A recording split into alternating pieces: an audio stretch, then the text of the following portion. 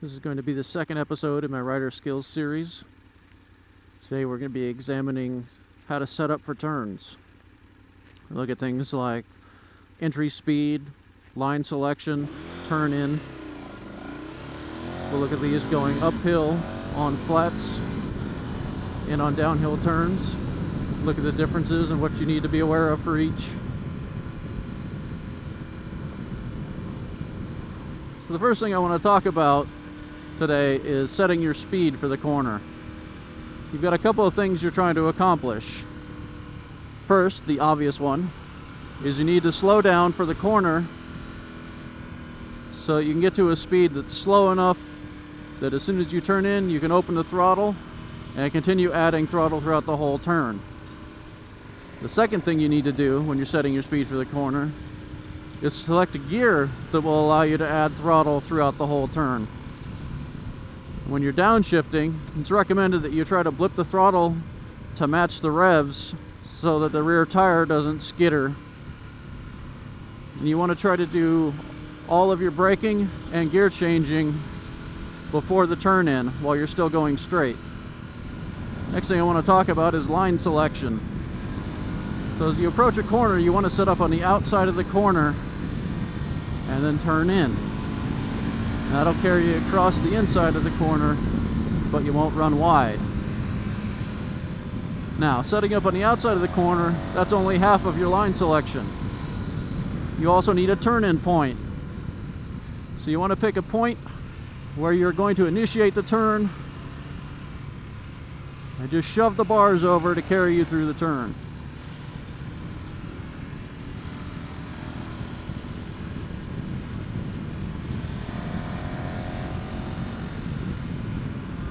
So I'm going to set up on the outside of this corner, I'm going to drive deep into it, and then I'm going to turn in.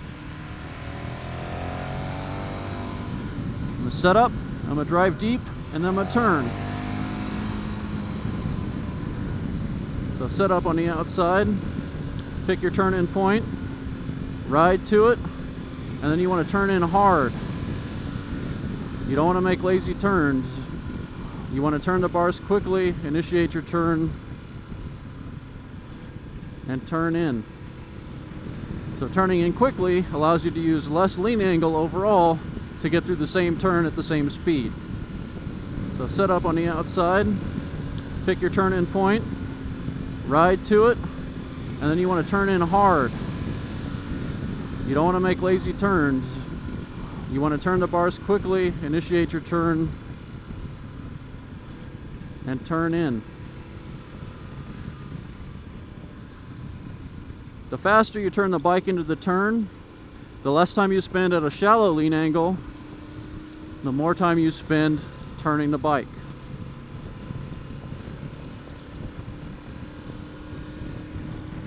So turning in quickly allows you to use less lean angle overall to get through the same turn at the same speed. That's always a good thing.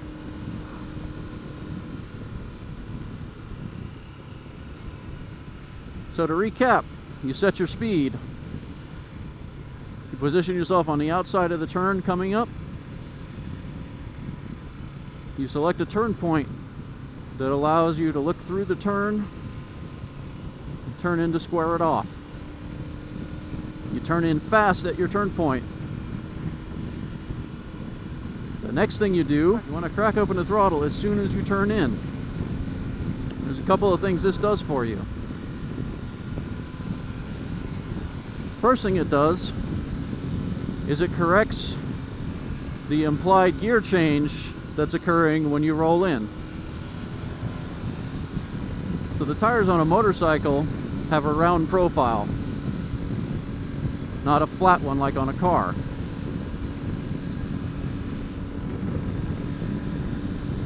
So when you transition from straight up and down, where you're on the tallest part of the tire, to leaned over where you're on a smaller part, it's effectively like changing to a lower gear, which is going to slow the bike. Slowing the bike transfers weight to the front wheel, which you don't want to do in a turn. So if you crack the throttle as you turn in, That'll settle the weight back to the rear tire, counter that perceived gear change, take that weight off the front wheel so the wheel can handle steering instead of having to deal with braking. You want to apply throttle throughout the whole turn to keep the rear weighted.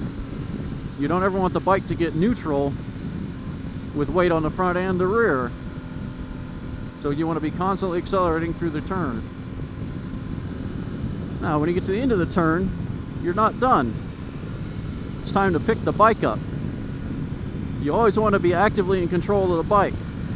So when you finish a turn, you don't just let the bike stand up, you pull it back up.